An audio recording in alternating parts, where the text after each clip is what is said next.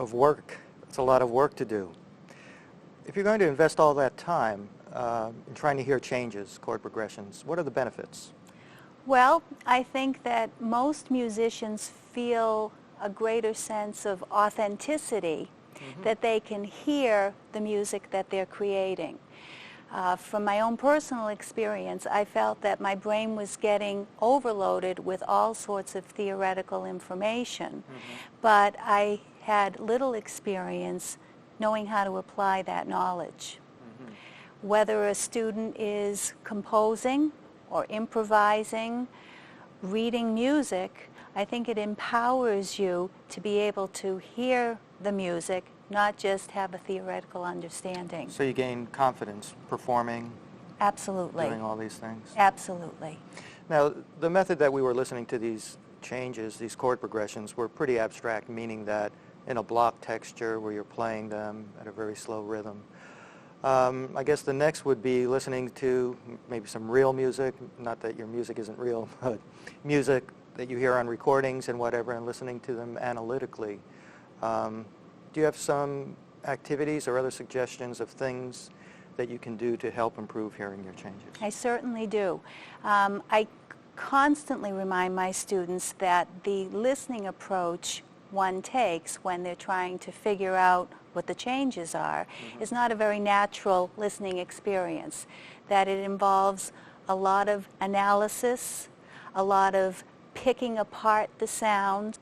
Do you think that you start enjoying music less by being analytical when you're listening to things? I don't think so at all. I think that it only increases your involvement in understanding the music, and with that added confidence that you're building, I think it gives you a greater appreciation for what goes in to creating music. Right. Can you ever go back to listening in a way where you just don't listen for the changes? Absolutely. Absolutely. So it's good to do both. Turn it on, turn it off. That's right. Great. Any other last tips or any words of wisdom? I think as much as the student can take the knowledge they're learning and apply it to their own musical experiences, that's where it really clicks.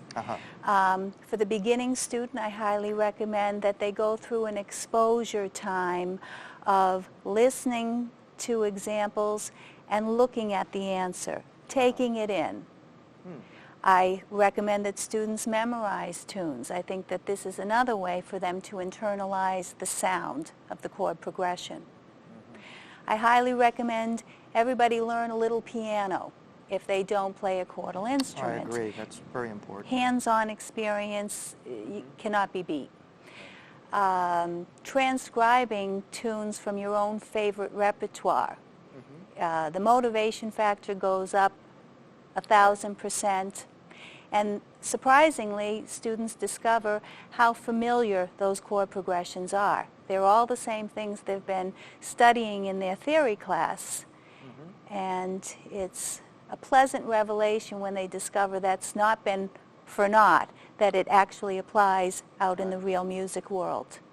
Great. Well, thank you very much. This has been very helpful, and I think I'm going to go listen to some music and try to hear those changes. It's been my pleasure. Thank you. Ba-do-ba-dee